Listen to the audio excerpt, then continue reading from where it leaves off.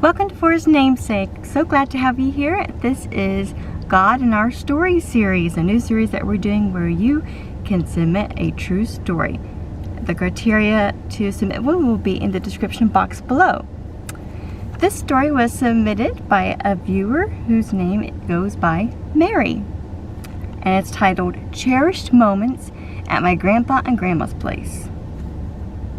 As a little girl living in my grandma's house, I have many happy memories. We lived in Nova Scotia, Canada, right on the Bay of Fundy, where the tides are the highest in the world. My grandma's cabin was surrounded by forest. Every morning, the smell of fresh bread baking in the wood stove would wake me up, and I would jump out of bed, get dressed, and run to the outhouse while Grandma made breakfast. After eating scrambled eggs, bacon, and fresh baked bread with jam, I would do my chores.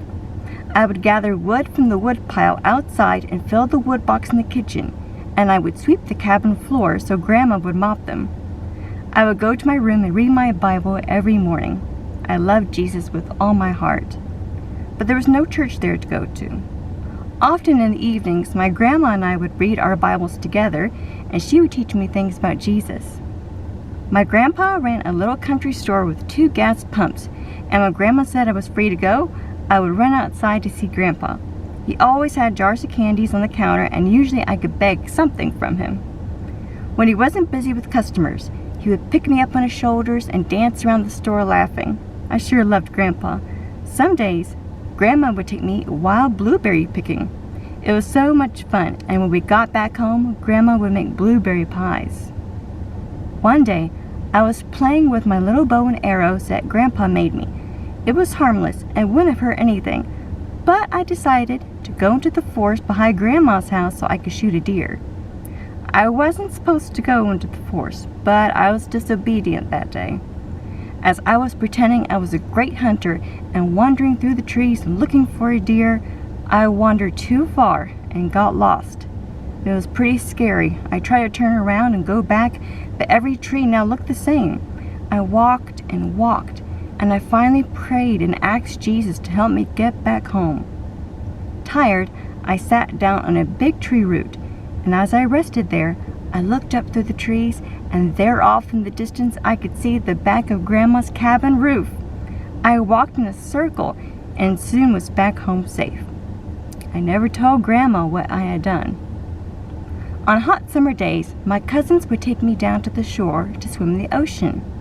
The tides went out and came back in, and so we knew when to go to swim. But it could be very dangerous, as when the tides began going back out, it could take you with it. I always stayed close to shore. When the tide was out, we would walk out on the mud flats and see what sea creatures were stuck in small holes, crabs and small fish. We gathered seaweed, and Grandma dried it out, and we ate it. It was called dulce. Fishermen would make a weir from sticks.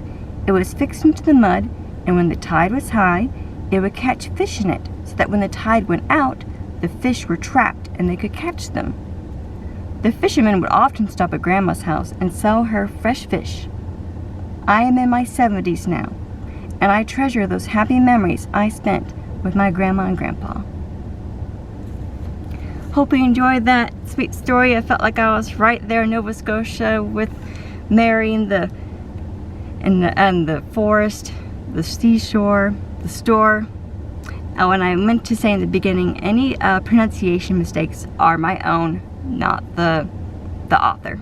So I apologize for any mistakes. I hope you enjoyed this sweet story and how Jesus was with her. And remember, if you would like to submit a story, all the criteria will be in the description box below, and you can send us an email for his name's sake. It's 2 S's, for his name's sake 106@gmail.com. And we hope that you have a blessed day. Bye.